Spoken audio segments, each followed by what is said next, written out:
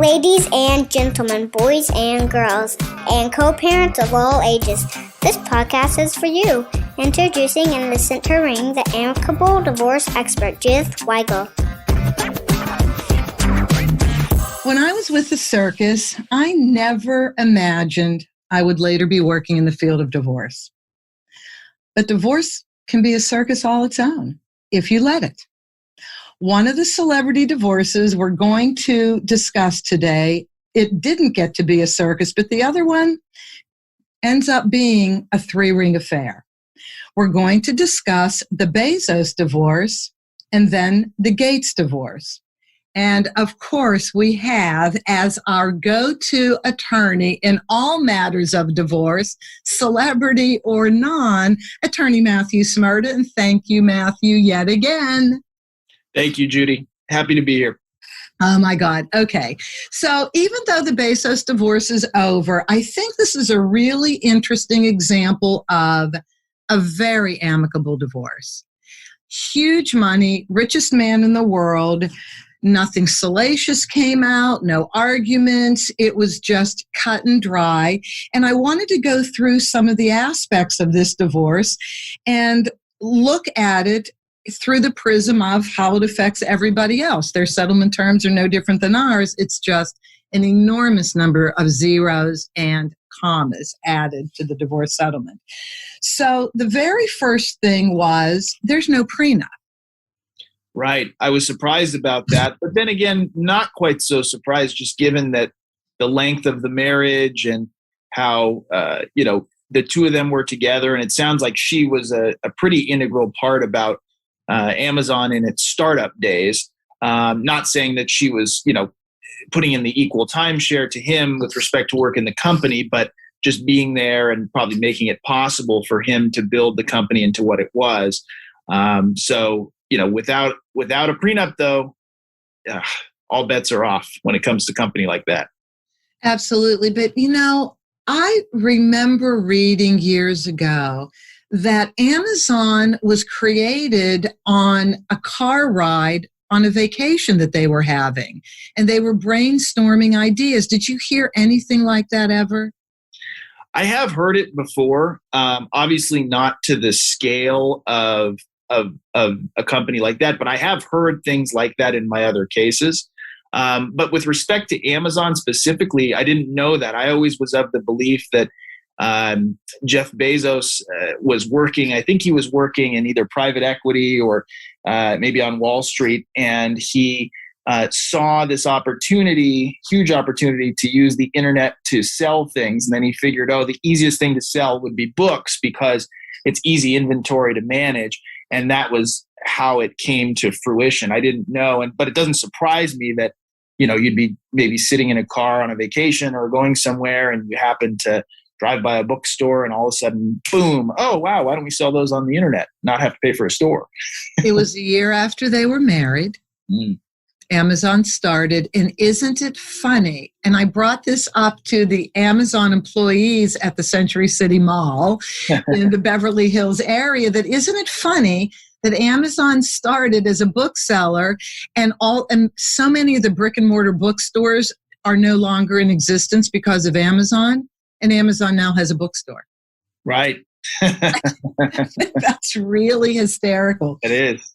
Okay, so this is very amicable.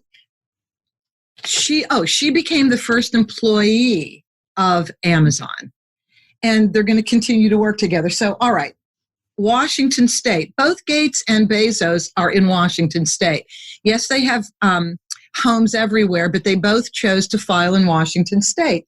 So I looked up, is Washington State a no-fault divorce state? Yes, it is. Is Washington State a community property state? Well, it kind of is. It's an equal distribution of wealth state, not exactly community property. Can you explain those nuances? Sure. I mean, again, I don't have a ton of experience with Washington versus California, but there are differences, and really it goes to differences between community property and I think equitable distribution is what you had mentioned. And really, I guess the simplest way to describe it is you're trying to accomplish essentially the same result, an equal division of assets that were accumulated during the marriage. But how you get there and how you calculate what that is and how you quantify that is a very, very different approach under community property versus equitable distribution. So combine that with the scale of what you're talking about here, which is billions upon billions of dollars.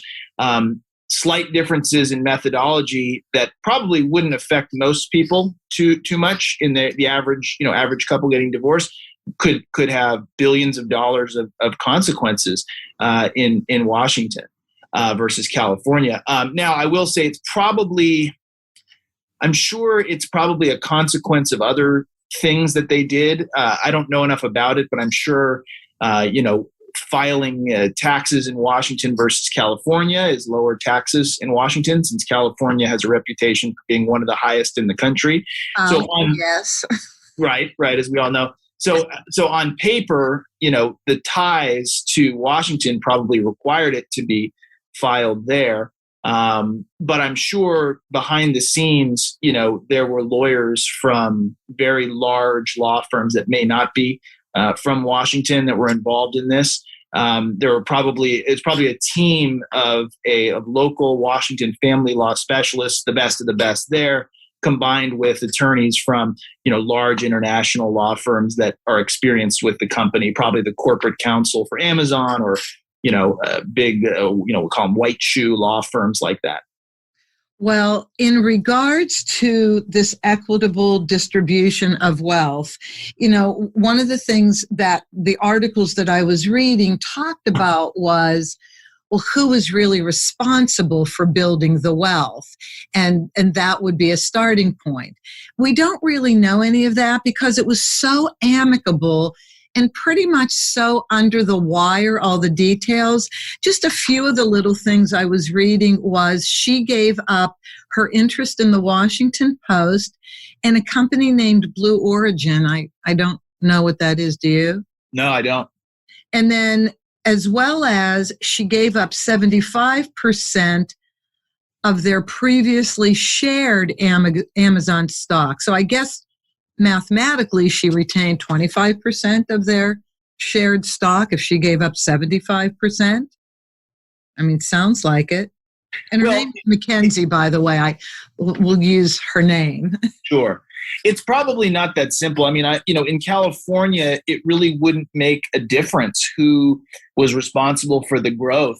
The only thing that matters in California is, did the work efforts happen during marriage or before marriage or after separation? So that points out one of the key differences probably between the equitable distribution model versus a community property model. If this were being done in California, it wouldn't matter. I mean, just the fact of being married would make it a community property asset, or the growth and appreciation being apportioned to the community through these various calculation methods that we have. So that's just showing you a difference between how things work.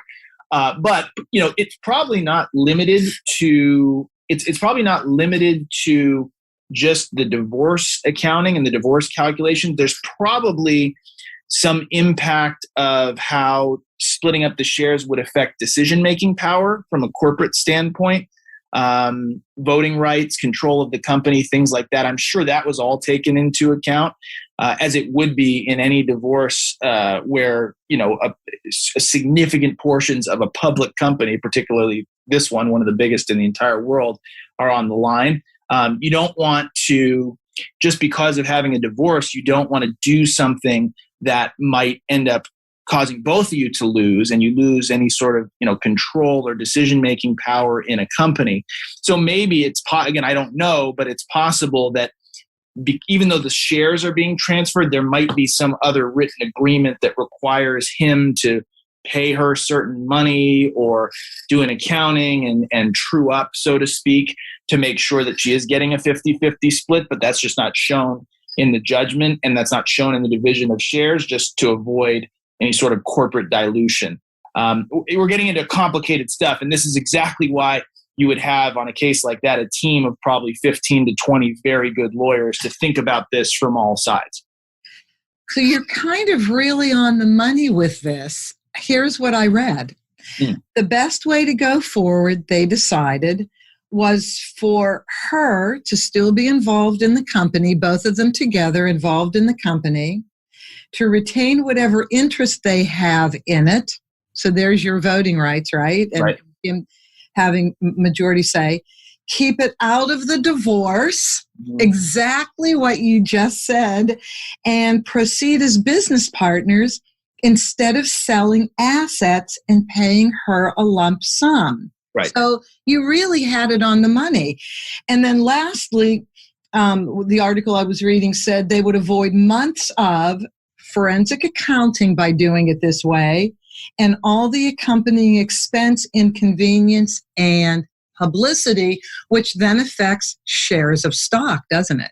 Right. And then everybody loses, not just the two of them, but anybody who has who's a shareholder, who has a vested interest in Amazon, the millions of people that are employed by Amazon in various capacities. I mean, this is something that you have to be very careful with. And that's, the reason why I believe that is just based on my experience in other cases. Of course, I've never been on a case where you have a business the size of Amazon, but I've been on cases throughout my career where you have very significant business interests on the line, and you have to be cognizant of it. And the only way to truly do that is to bring in a team. And so there have been cases where I've worked, as part of a team with other lawyers. I'm one of the family law guys or girls, so to speak.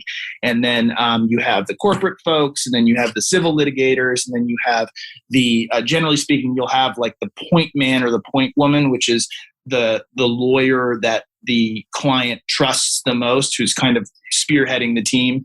Or it could even be their CPA, their business manager, whatever it is. So it's generally a collaborative team approach. And, when you have money like this, attorneys' fees are the least of their concerns. They're happy to pay collective billable rates of tens of thousands of dollars an hour to make sure that there's not millions or billions of dollars in damage. Absolutely. And obviously they hired exceptional people because, again, for the value of the settlement, it was so amicable. There was really not a lot out there for people to have water cooler conversations about, or right. Zoom cooler conversations in the new world of doing business. Right. Okay, so a couple other things about the divorce that come up in every single divorce. Alimony / spousal support, depending on how your state defines it. So in a divorce of this size, where, she at least got $1 billion, if not more, and that was already in the trades, there would be no alimony, right? Because why would there need to be? Her lifestyle probably won't appreciably change with her settlement because, how much money can you really spend, right? That's right. She would have the right to ask for it if it were being litigated, but just practically speaking, no. When you have that much money on the line, there's just so much money there. Why do you have to have this monthly payment from one spouse to the other when everybody's doing just fine and is like you said, able to maintain that marital standard of living without interruption? So yeah, I would expect and again, I don't know the details, but I would expect that some aspect of the calculation gave her a benefit for waiving spousal support, meaning that she got some assets from somewhere else that she might not have otherwise gotten in exchange for a waiver of spousal support, which is something we do in regular old folks cases too. If there's assets there, we can have a waiver of spousal support and we can have a buyout. We call it a buyout by the payor to the payee. And it's beneficial to both of them in the sense that, the person who has to pay doesn't have to worry about continuing financial ties and paying every month. And the payee also gets the money up front, generally speaking, and can move on with their life. And they don't have to worry about being under the microscope and being investigated as to what are they doing? Are they earning more money? So support should go down. In California, if they end up getting remarried, normally spousal support would terminate.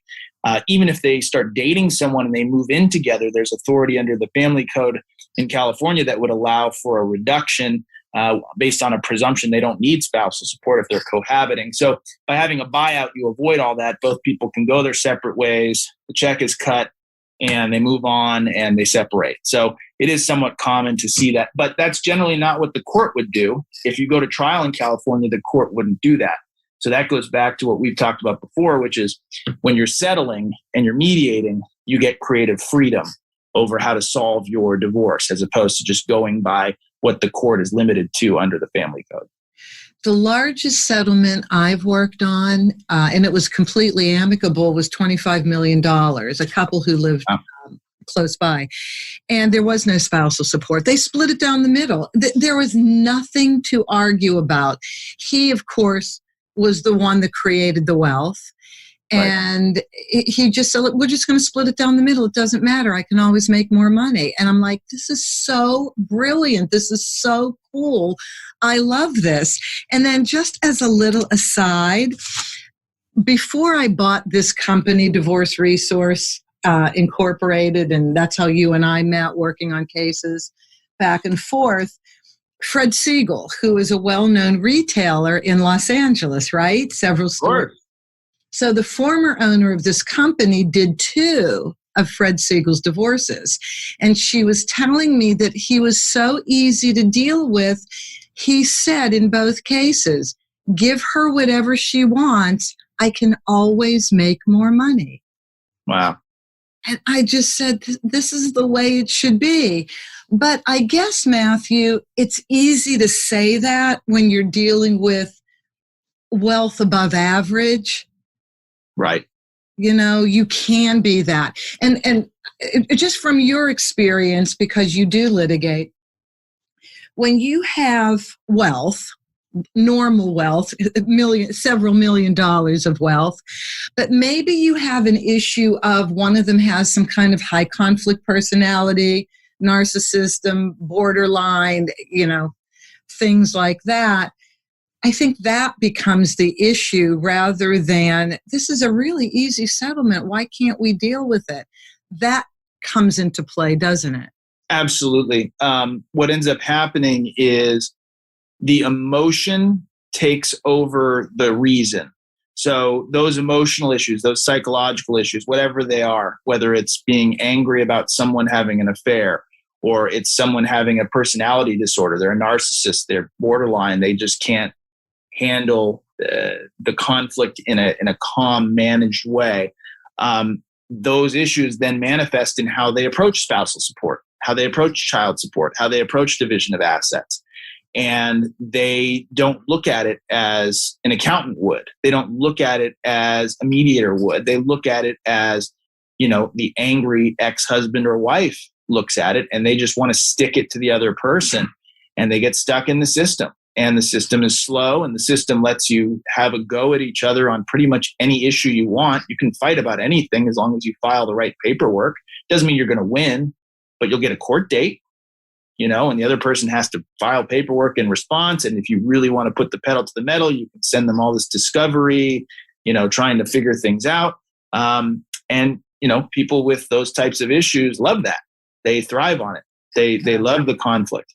And unfortunately, those are also the types of people that tend to go through multiple attorneys through the course of their divorce.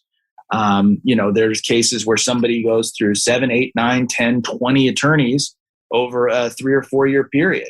And generally speaking, there's a common issue there, and it's not the attorney 1 through attorney 20. Right, because I would expect in those cases that the client isn't getting what he or she wants. Right. And because they're the ones that are in control of the money and make the money, they're used to getting what they want. Sure. Regardless of what it is or whether it's even legal or not. Well, you see that a lot. I see that a lot with clients who are in the entertainment industry, who are creative types. That mentality works for them in their business, and they have so many people around them who take a percentage of what they do that those people can't tell them no and can't tell them what they don't want to hear. Yeah. And so when an attorney comes in who's just getting paid by the hour and getting paid for their advice, and the attorney tells them what they don't want to hear, this may be the first time they've ever heard that before, and then they're the ones who have the money, so they can cut the cord and find a new lawyer who will tell them what they want to hear. And it just goes on and on and on until you finally reach the end, which is when a judge tells them what they don't want to hear. And then there's nothing more to hear because it's over. And then what they do is then they say, oh, well, I want to appeal. I want to file an appeal. And they can file an appeal. I mean, you have a right to appeal. There's no problem with that. The success of appeal is very, very low. I can't remember what it is. I think one of the retired judges told me, and I'm not certain of this, I think only it's about a 10% success rate for appeals that are filed in family law. Yeah. So, but you have a right to your appeal. So. Yeah. With that, we're going to move on to a not so amicable divorce. And I have to tell you, it really saddens me what I'm reading in the newspaper about Bill Gates. And I'm not even going to go there with any of that. I'm just going to make a statement that since I'm in the field of mediation, it was starting to break my heart to read these things in public. So let's go there. So again, we have a Washington state divorce. Right. We have no prenup. Right. Melinda Gates, and there's a Netflix special on Bill Gates. Melinda Gates was working at Microsoft when she met Bill. So that's how they met and got together. And she's really smart too. I mean, you don't get to go out with Bill Gates if you don't have a brain. Of course. I mean, this is an extremely smart man. Yeah. So in the world of not so amicable divorces, thank God Washington state is a no-fault divorce state, so they don't have to go through that.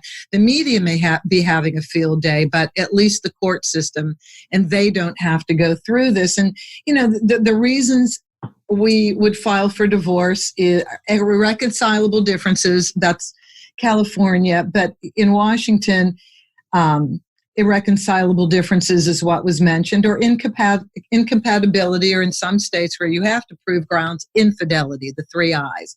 But in the Gates case, Melinda is the petitioner, and she filed for irreconcilable differences. Okay, so that's cool. They had a separation agreement first. So it looks like this has been in the makings for a couple of years. Why don't you explain to the audience what a separation agreement is before you even do the filing? Sure. So that's a common tactic for any high-profile case, to work out an agreement before anything is filed. That's quite normal, actually, in any cases involving public figures or celebrities or people who need to protect their image. And really, it's atypical because most people file the petition and then they start thinking about an agreement. Vice versa for these folks, they work on the agreement and try and hammer everything out before the petition is filed. But you do have the ability to enter into a written agreement with your spouse where you essentially divorce plan, and you can resolve everything. You can resolve issues of division of assets and debts, child support, spousal support, child custody, even in an agreement. Now, there are some drawbacks to it. I mean, an agreement is not a court order, so it's not like you can show your agreement to the police if you need them to enforce, and it's really not like you could even take it to a bank or anything like that if you need to divide up assets or do anything like that. But it is valid and enforceable once you sign it. There are some complications to it. California has laws that say you have to exchange what are called preliminary declarations of disclosure before you sign such an agreement. Those are basically court forms where you have to list out your assets and your debts, your income and your expenses, things like that. So you disclose, you show to the other side what those things are, so they can make informed consent and make an agreement based on actual things that you've disclosed under penalty of perjury. But I've even done agreements where we've agreed to either waive those requirements for the purpose of the agreement itself, or we just indicate that we haven't done them yet, but we're going to exchange PDDs later, but these folks have a settlement, so we're trying to work it out. I've even had those agreements challenged. I've never had to take it all the way to trial. We've usually settled out all of them because there is authority that says once it's signed, it's a valid agreement. Now, it has to be to a pending litigation per this section of the code called 664.6, but you can also put language in there saying that you understand that, but you want it to still be valid. So anyways, long story short, if you have trust, if you have cooperation, you can have an agreement like that solves a lot of problems before anything is filed. And that's quite normal, and I think it's a good idea. And that's what I think you have here, that they did that and they wanted to come up with a way to live their lives before the divorce became official. So what do you do then with this agreement that was written before you even have a case number because you haven't filed yet?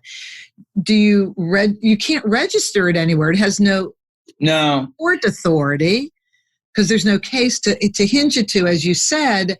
Right. Do you put language in there that says we both agree that the terms and conditions will later be put into a valid settlement agreement? You're exactly right, that they'll be confirmed into what's called a stipulated judgment. And so what I've done in those cases is once the case, actually the petition gets filed, creating a case with the court, we then we draft up the paperwork called a judgment to get that prepared and get it signed off on. You have to wait. There is a 6-month waiting period in California from when the respondent is served with a petition or from when they file their response before the paperwork can actually be officially entered by the court and their marital status can be restored. But you can still work on the paperwork, get it done, get it signed, even submit it to the court, and they'll either hold it or they'll process it with a future date on it. So you would start by preparing that and seeing if both people will sign that. Most of the time they do. But maybe one of them has a change of heart. Maybe one of them doesn't want to sign. Maybe one of them says, I think I got screwed, or, I didn't know about this, I didn't know about that. Well, in that case, then you either have to tear up the agreement and get a new one, or one of you, the one who wants to enforce it, has to file a motion, which we call an RFO, stands for request for order in California. You'd file an RFO asking for a court order enforcing that agreement by turning it into a judgment under this section of the Code of Civil Procedure 664.6. I can't remember whether you referenced this or not, but I learned, I don't know, a year or two ago, I didn't know this, but I learned a year or two ago that you can write up a basic settlement agreement and attach it to the petition when you initially file for divorce? You could do that. Yeah, sure. I mean, I don't do that personally, but you certainly could. Sure. Okay, so what happens when you have this separation agreement, you haven't yet filed, and assets start moving around? If somebody decides differently, I guess you just account for that once the filing starts and you go through what's going to be divided? Well, yeah, that's a tricky situation because, if you have a change in circumstances after the agreement is signed that's not consistent with the agreement, that's a real problem. And you would just basically have to either find a way to equalize the difference so they get the same thing they're entitled to under the agreement, or you'd have to have a new agreement that accounts for the change. So that's a tough one. I mean, I haven't had to deal with that, thankfully, especially in a litigation context, but that would be problematic. When I get people, when I file for these amicable divorces as a legal document preparation company, there are times when people want to do their agreement first and then file second. I think for me, I'm more comfortable doing it as a mediation agreement that then can be folded into the larger agreement, and people are okay with that. And I think I'm more comfortable with it because I'm not a lawyer, and I don't want to put myself in the position of entanglement. I'm more familiar with a mediation agreement, and so people seem to be okay with that when they come to me. I still like the disclosures exchanged first, of course, because then we really know what we're talking about, and I can be more instrumental when I know what they're talking about because I see it on paper. Right. And I want to be valuable to the process if I can. Okay, so one of the interesting aspects of this particular settlement is that if the reporting is correct, Melinda wants to up the ante on what the kids get as their inheritance. So it's been well documented or talked about in the press that as the Gates wealth was increasing, The kids' inheritance didn't. So I've always read that it was $10 million per child. There's 3 children, and none of them are minor children. I think the youngest is 18 or 19, but graduated from high school. And the oldest, I believe, is 25. So it looks like Melinda might want to change that inheritance. So what would be she can do anything she wants with her money, right? That's what I was going to say. I mean, she's once the assets are distributed to her per the judgment and put into her name or into some entity or trust that she controls, she can do whatever she wants with it.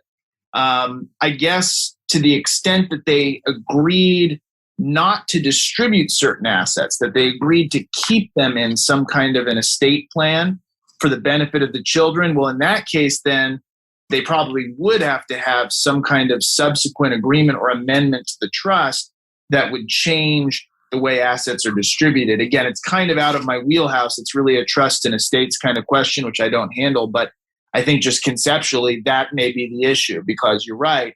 To the extent that she herself personally is getting assets distributed to her, she can do whatever she wants with them as soon as they're distributed. That's her money. It's her separate property once it's distributed. Okay, so I know you don't work on wills and trusts and all of that, but if there's obviously a will. I'm sure. Yeah, I'm sure. That names the amount of money the children are getting. So right. That will is going to have to change, because you're now having 2 separate entities as opposed to a married couple creating a will and naming their children as beneficiaries. So when does the will get changed? After the divorce is final? Well, normally, yes, because once a divorce is filed and served, these things called the ATROs, stands for automatic temporary restraining orders, come into place.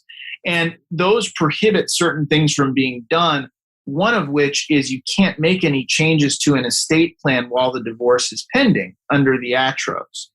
Now, once the divorce is over, the ATROs expire and you can do whatever you want. So the simple answer is you would wait till after it's over. However, sometimes people don't want to wait that long. Maybe somebody's sick. Maybe somebody's got a terminal illness and they want to do that. If they cooperate, they can agree to make those amendments while the divorce is pending. There's no problem if they agree. But if one says yes and one says no, then the ATROs say no. I suppose in theory they could try and seek a court order, but I've never seen that work in any of my cases where the court would exercise its discretion to allow for estate planning. Because, while the divorce is pending, until the assets are divided, they belong to the marital estate. There is one thing I read that I just have to share because it made me smile beyond belief. And this is about the children inheriting $10 million as opposed to more. And let's see, the lawyers added that given the Gates' substantial fortune, leaving the sum of $10 million to each child would be, quote unquote, tantamount to disinheriting the children. Oh, wow. I love that. I love that. Wow. Oh, my, oh, my, oh, my. And then I'm going to reference Warren Buffett a second. He's not getting divorced.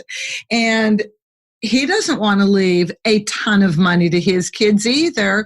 He's leaving something, proportionally like this. But the kids were interviewed about this, another documentary, and they said, we don't care. We make our own money. Whatever dad gives us is fine. Like, this is so unbelievable. I love all these people. I love reading this. It's like watching a movie. An abundance mindset is what you're seeing. It's an abundance mindset. Ooh. There's no shortage of money. I love that. Yeah. Okay, I need to have more of an abundance mindset starting right now. Absolutely. Okay, so lastly, so it's going to get settled. Everything's going to be fine financially. I think the real issue in this divorce is what was underlying the reason for the divorce. We have no idea why the Bezos divorce happened, but it was 25 years of marriage. Maybe they just grew apart. But I kind of think it's cool we don't know what was the underlying issue. I like the fact that it was amicable. Makes me feel I agree with you. It's the way, we as lawyers make the most money when things are not amicable, because that's when everybody's fighting and spending time doing things and going to court.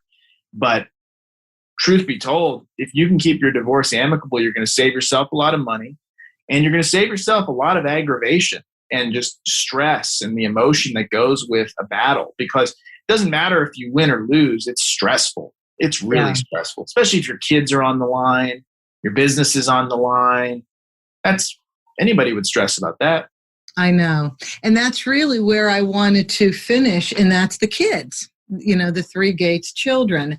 So I was reading that, I believe it was on Mother's Day, Melinda and the three kids went to one of the Vancouver islands that they rented for $132,000 for the visit, and Bill was not invited.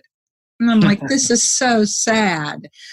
But because and the kids were really upset. So the article said.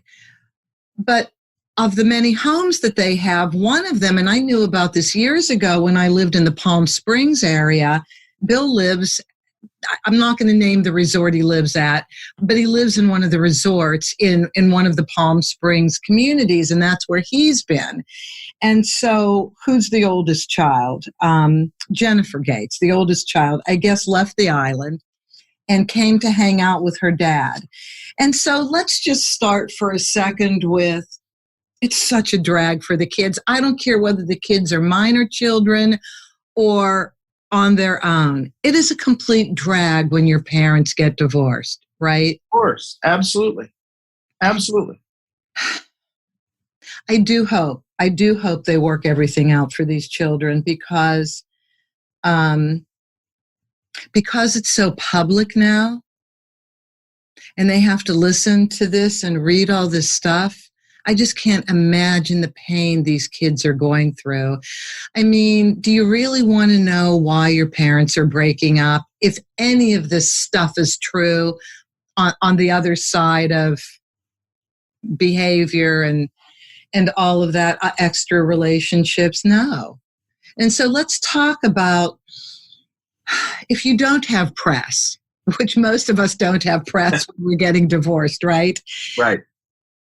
If you don't have press, how do you keep from your children the reason why you're getting divorced? How does this even work? I mean, you're a father with children. Yes. So you can feel for people. You can feel for your clients who have children. How do you talk to your clients with kids if you can see, well, don't I have to tell them? Don't they have a right to know? Have you heard this before? I have. I mean, I've heard all of it. I've experienced it myself. I'm a child of divorce. My parents had a really, really bitter ongoing divorce that didn't end when the judgment came. They had post-judgment custody battles, restraining orders, and all of that. So I've been there. I mean, I've lived it myself. There's not a single answer to this because it depends obviously how old the children are and how much they know. Because, for example, I think there's a big difference between, telling a 3-year-old child versus telling a 15-year-old child that might have, seen something or observed something or saw them with their person they're having the affair with, whatever it might be. So obviously it's a very age specific and child specific thing because children have different maturities. I think the global answer to this question that I would say to a client is that's a great question for a therapist, someone who's trained to help with something like that, whether it be the parent's individual therapist or a child's therapist who's treating the child, or a co-parenting therapist that these two folks are working with together.